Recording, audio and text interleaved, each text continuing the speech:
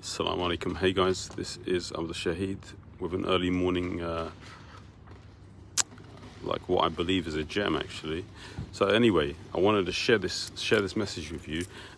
It's the day of Arafah, and oh, the light's a bit out.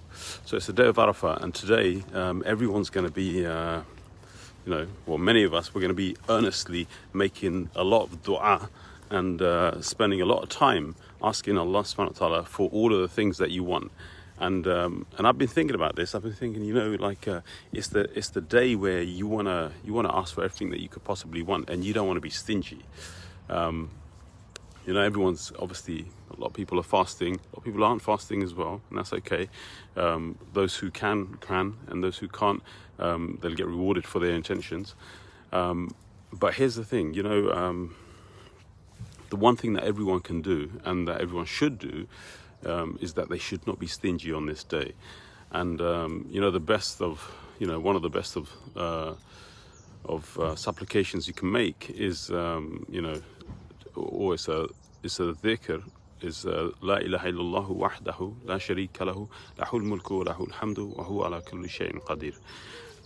This is something that we should repeat often. But here's the thing, I don't want to talk about all of the dua. You can find lots of that stuff. You can find articles, you can find books, you've got Hisnul Muslim, you've got lots of stuff. I want to tell you what not to do. While you're busy making dua, what not to do, because this is actually key. Because what I find is that people are earnestly making dua all day long, and they're asking Allah for all of the things that they could possibly want, and in the midst of all of that, they mess it all up. Like, they ask Allah, and then they mess it up at the same time. And so you're probably wondering, how do they do that? Well, the way that they do that is that they ask Allah not believing that they're going to get it. Like, imagine that. Imagine that you're asking for, all of the things that your heart is yearning for, yet you're not believing that it's possible to get it.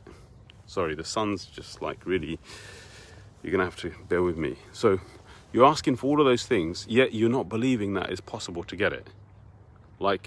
If it's not possible to get it, that means that you're not going to get it. So the thing is, look, I want you to understand what this means. Because this is how it plays out often. Like, people are making dua. They're asking Allah for things, and yet they don't believe that Allah will give it to them. They ask for things that they don't believe Allah will give to them. And then on top of that, not only do they not believe that Allah will not give it to them, but they also they have a problem with it's not that they don't believe that Allah is capable, but they ask for things thinking that Allah would never give it to them. And here's the thing, you know what that's like? That's like this. You go to the cash point, you go to the bank, and you want to withdraw some cash out of the cash machine, and you put your card in, and then all of a sudden you have a loss of faith in the bank. You have a loss of faith in the bank, and you don't take the cash. You don't take the cash. You don't take cash, or you don't even try and take it, right? There's one problem there. But here's the worst problem. Like, the bank knows which currency to give you your money in. The bank knows which currency to give you your money in, and while you're thinking you want dollars, the bank gives you pounds. And this is what most of us do, right? The bank knows the currency to give you. So the bank gives you dollars, and you want pounds. Sorry, you want dollars, and the bank gives you pounds. And you take the cash out, and you look at this and you think, what is this? And you just throw it. And you're thinking, this is useless pieces of paper. Like, what am I going to do with this? This is so useless. And we treat our dua like this. We ask Allah for things, First of all, we start doubting that Allah is going to give it to us. Secondly, even when we don't doubt that Allah is going to give it to us, when Allah does give us an answer, and it's not what we want or what we expected, we have a little frenzy. We start to get all upset. And the reality is, Allah knows what is good for you. Just like you go to the bank and the bank gives you pounds because the bank knows that's the currency you need. That's the currency that will buy you what you need. That's the rizq that you need, right?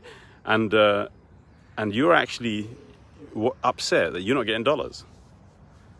The problem is, you think you're going to take your dollars and you're going to buy stuff, but no one's going to give you anything because in this land, they all take pounds. So, when Allah answers your dua in a way that you're not expecting, you're thinking, oh, he hasn't answered my dua. Like, yes, he has answered your dua, but he's given you something better. He's given you pounds. So listen, I took money because I know like a lot of you love money, right? There's nothing wrong with that. So if you're going to ask for money, ask for the right currency. That's what I'm saying. If you're going to ask for money, ask for the right currency. What's the currency in your relationships? What's the currency in your health? What's the currency in your spiritual health? What's the most important thing that you could be asking for? You don't want to miss out on the akhirah because your focus is only on the dunya. And you don't want to miss out on the dunya because your focus is all on the akhirah. You want both. You want a win-win, right? So the thing is, look, if you're going to make dua, two things. Don't mess this up. Like, you got to believe that Allah subhanahu wa ta'ala will give you what you want. You got to believe that. Most people make dua without even believing it. They make istighfar, right?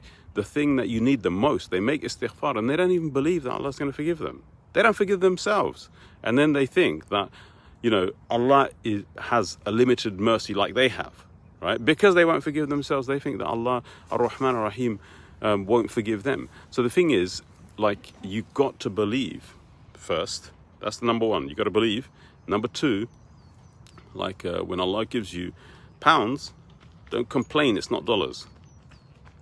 Right? When Allah gives you pounds, don't complain it's not dollars. When Allah gives you what you need and what He knows you need, don't complain because He knows what you need. And this is where you got to trust, like the Creator of the heavens and earth. He knows the rizq that you need. So the thing is, like, make a lot of dua, but don't mess these two things up. If you mess these two things up, you lose everything. Because, like, if you get what you expect. So, anyway, I hope that makes sense, and I hope you're not thinking about money here. Like, I'm using money as a metaphor. Like, what I'm really talking about is that you got to believe in the dua, and number two, you got to believe in the dua. You got to believe in the one who will answer the dua, and number two, whatever Allah gives you, be so grateful because that's exactly what you need. Anyway, I'll leave you on that. Jazakumullah khair.